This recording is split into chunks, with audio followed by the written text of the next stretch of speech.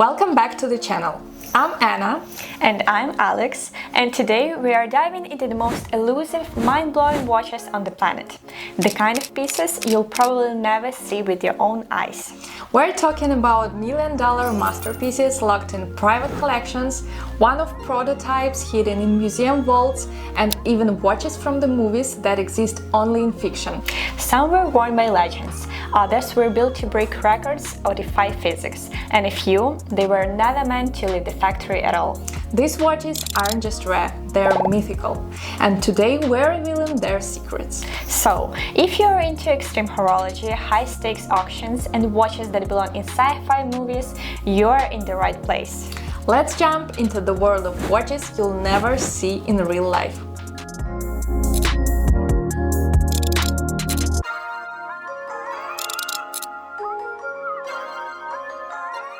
Let's talk ultra-rare luxury watches, mechanical miracles that most people will only ever encounter in photographs or dreams.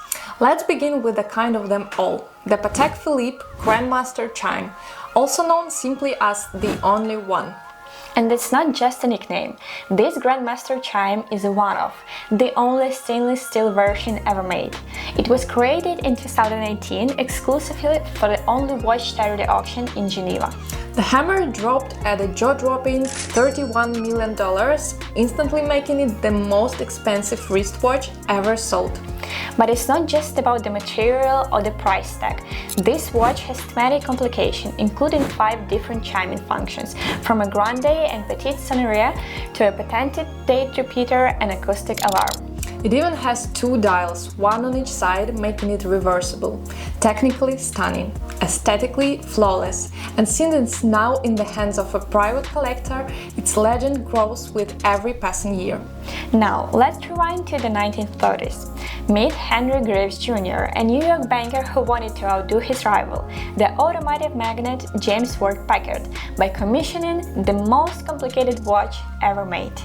What he got was the Henry Graves Supercomplication, a monumental gold pocket watch with 24 complications, including a celestial map of the night sky over Manhattan, a perpetual calendar, moon phases, and a minute repeater.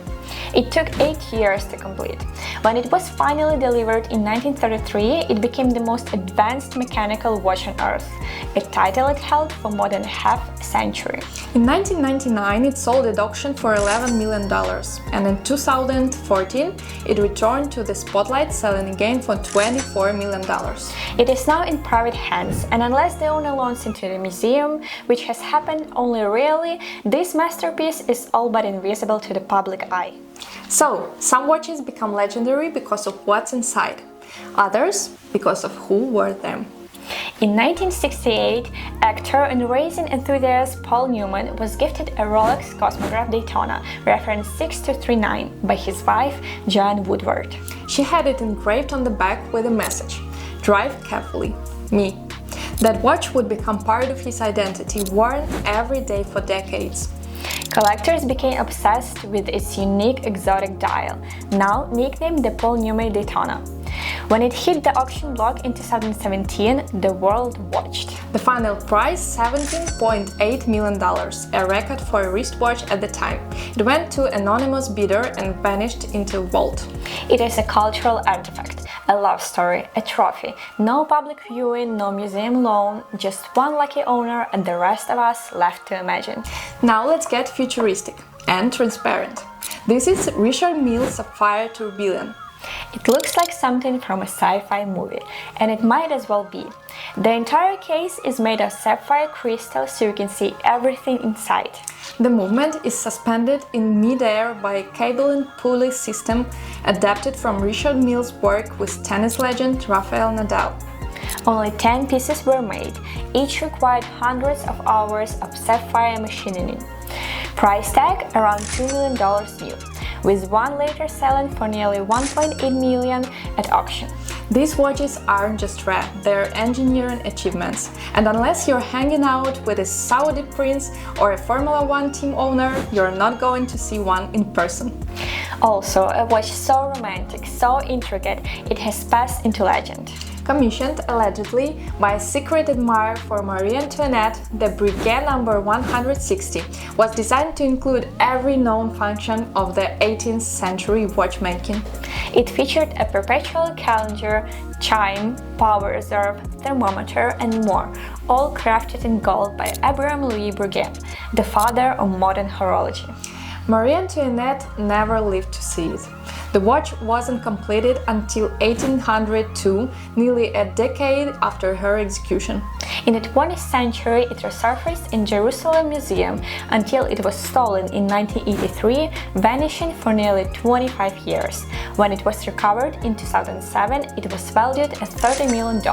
It's now kept in a secure museum collection. You might catch a glimpse through the glass, but this royal relic is well beyond our reach. Now we're diving deep into the world of prototypes and concept watches, pieces that existed once for testing or show and were then locked away, dismantled, or simply forgotten. First up, a watch that looks like something from a space-age dashboard. This is the Patek Philippe Cobra, built in 1958 by legendary designer Louis Coutier. It was meant as a driver's watch, featuring a totally radical concept: no hands, no dial.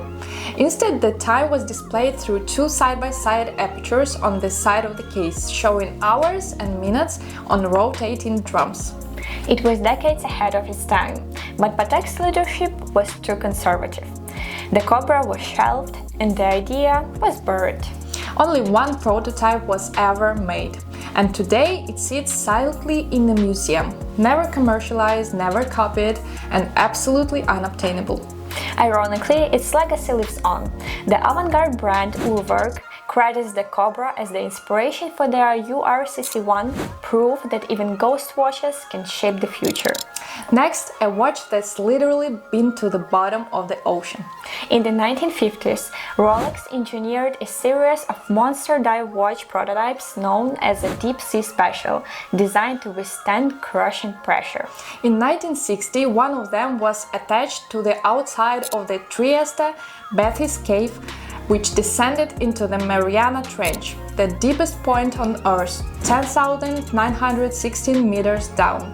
The watch resurfaced intact, thickened, and completely unfazed. Mission accomplished. Only about 7 prototypes were ever built. They were never sold to the public, they were built for science, not shells. In 2021, one Deep Sea Special sold for over 1 million Swiss francs. Another lives in the Smithsonian in Washington, D.C., alongside the Trieste itself. But for most of us, the only way to witness one is through museum glass or grainy photographs. In the wild, forget it. Now, let's talk about something that even Rolex would prefer you didn't know existed. In the late 1970s, during the quartz crisis, Rolex developed a secret project, the Oyster Quartz Perpetual Calendar.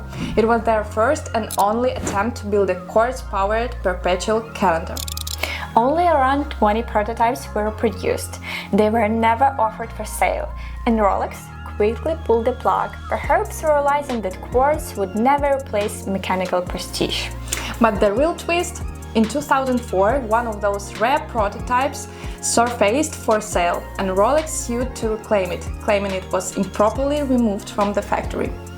They lost, but the lawsuit exposed just how seriously Rolex guards its experimental history.